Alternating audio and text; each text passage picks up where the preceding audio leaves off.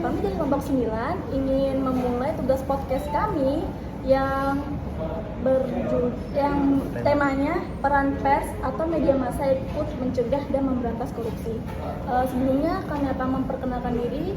Saya Zevanya Kristina Sindiayu dari Fakultas Hukum absen 10. Saya Alexander Matthew dari Fakultas Hukum absen 20. Saya Daphne Gata, Fakultas Hukum absen 8. Saya Yulaila dari Fakultas Hukum Ekonomi absen 19. Saya Jeremy Saputra dari Fakultas Hukum nomor absen 18. Oke, setelah semuanya memperkenalkan diri, mari kita mulai podcastnya. Oke teman-teman, menurut kalian apa sih pentingnya pers dalam pemberantasan korupsi dan pencegahan korupsi di Indonesia? Ayo jadi dulu deh. Gimana Jer? Dari gue nih ya, peran pers ini atau media massa ini memiliki peran penting buat mencegah atau memberantas korupsi. Nah, yang pertama ini itu soal di sini itu mereka punya peran penting. Nah, peran penting itu dalam bidang pencegahan anti korupsi antara lain itu diwujudkan dalam bentuk memberi informasi kepada masyarakat tentang makna korupsi agar tujuannya masyarakat mengetahui perbuatan yang termasuk korupsi dan tindak korupsi. Nah, gue setuju banget sih. Menurut lu gimana Jer?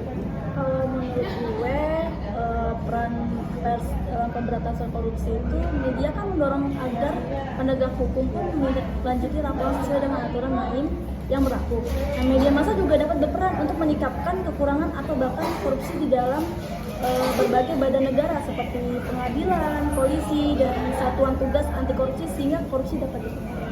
Kalau gue boleh nanya, contohnya apa tuh? Misalnya kan tadi kalian bilang mengkontrol atau pers bisa membantu supaya publik bisa lebih sadar.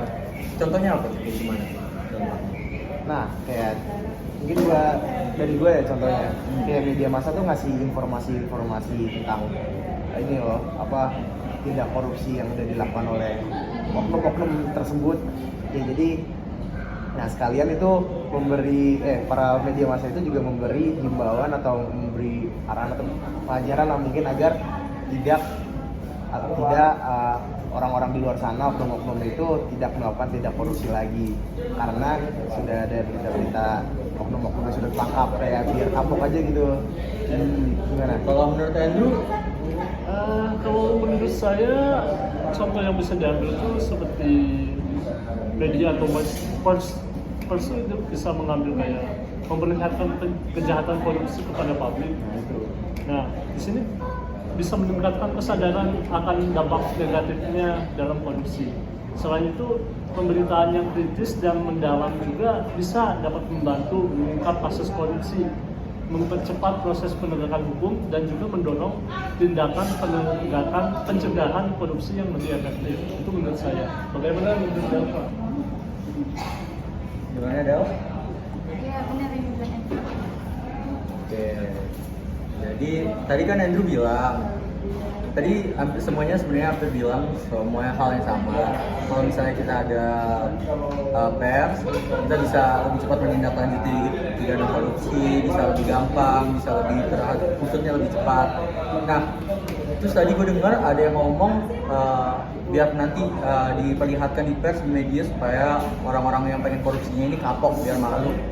Emang menurut kalian orang-orang yang ditaruh ke dalam media itu mereka kapok dengan tindakan mereka? Kalau misalnya mereka kapok, nggak bakal ada korupsi selanjutnya lagi dong. Kan pers ini udah lama dilakukan. Gimana tuh menurut aku? Pastinya tidak sih. Tidak ya. Karena meskipun mereka sudah dimediasi, pastinya dipermalukan gitu. Ya, mereka tetap aja melakukannya karena mereka pastinya tidak punya rasa kemampuan.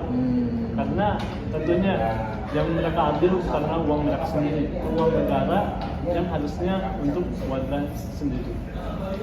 Jadi ya balik lagi ya, memang benar salah satu tujuan pers dalam mencegah korupsi itu adalah untuk mengedukasi dan memberitahukan masyarakat tentang gimana sih cara korupsi ini, siapa sih orang-orangnya, apa aja yang dikorupsikan. Itu memang sangat penting ya. Nah, salah satu kegunaan pers untuk mencegah korupsi selain menyebarkan fakta atau menyebarkan fakta tentang kasus korupsi itu apa menurut lu? Apalagi selain itu? Menurut gue nih ya, kan kita ngomongnya di media massa ya. Jadi orang-orang yang nggak melakukan korupsi itu menurut gua kan udah ditangkap orang media massa. Terus kita kasih tahu ke temen-temennya mungkin ya, kayak yang melakukan korupsi juga kita ngasih tahu di instansi tersebut kayak ini ada loh temen kamu yang korupsi, terus biar yang mungkin ya di dalam sana juga ada yang korupsi biar takut juga mungkin ya, tapi kita nggak tahu. Oke, Menurut bisa jadi. Memang itu salah satu kegunaannya ya. Kalau ada apa?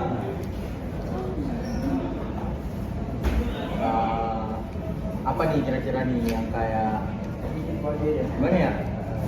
Kan pers dalam pencegahan korupsi ini banyak kegunaannya ya. Satu deh, apa?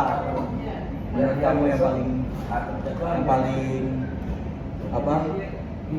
Cocok buat topik kita saat ini.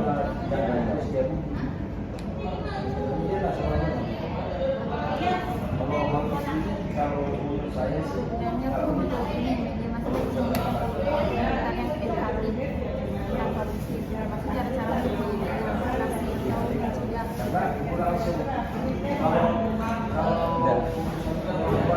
Ya mungkin menurut gue sih emang benar ya kalau misalnya kita pakai media massa yang biasa dinonton untuk anak kecil gitu misalnya atau orang-orang remaja gitu misalnya, terus kita mengedukasi bikin satu channel khusus buat atau satu siaran khusus berapa menit misalnya 15 menit gitu tentang kan zaman sekarang orang-orang udah pada pakai Benar. media sosial. Nah.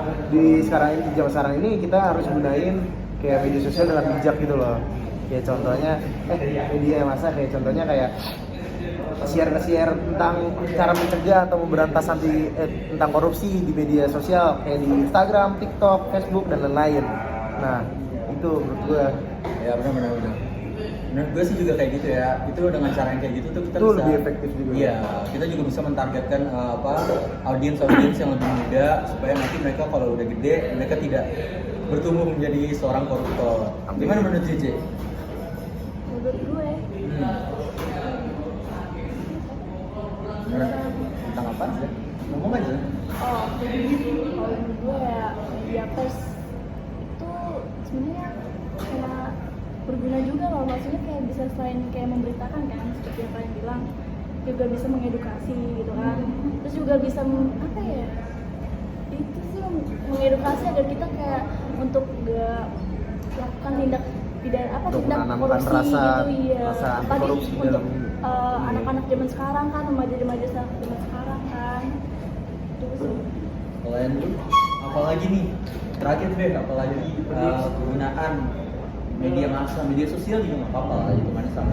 Menurut saya ya, meskipun fungsi utama dari pers atau media itu memberikan informasi yang akurat, transparan dan juga berimbang mengenai kasus korupsi kepada masyarakat yang akhirnya bisa meningkatkan tingkat kewaspadaan di dalam masyarakat, tentunya pasti ada bias di dalam pers atau media, di mana media tersebut bisa mendukung salah satu pihak yang bisa dibilang mereka bisa dibilang terkena kasus korupsi tetapi tidak dilaporkan karena ada media bias. Nah di situ makanya pentingnya juga kewaspadaan masyarakat dalam memilih dan juga mengeliminasi media-media yang tentunya belum tentu 100% transparan. Itu menurut saya. Benar. Poinnya sangat bagus ya dari abang kita MV ya. Oh benar ya, banyak banget media-media yang hoax yang sering ini. Jadi balik lagi kita harus pintar-pintar memilih apa yang kita konsumsi di media massa itu di sosial media agar ya kita nggak dikontaminasi oleh informasi yang nggak benar. Misalnya kayak gimana misalnya Drew? Kayak misalnya seperti Megawati menjual pulau atau apa ya, soalnya banyak hoax yang kayak gitu. hoax. ya Sekian dari podcast kami, lebih kurangnya kami mohon maaf. Terima kasih. Terima kasih.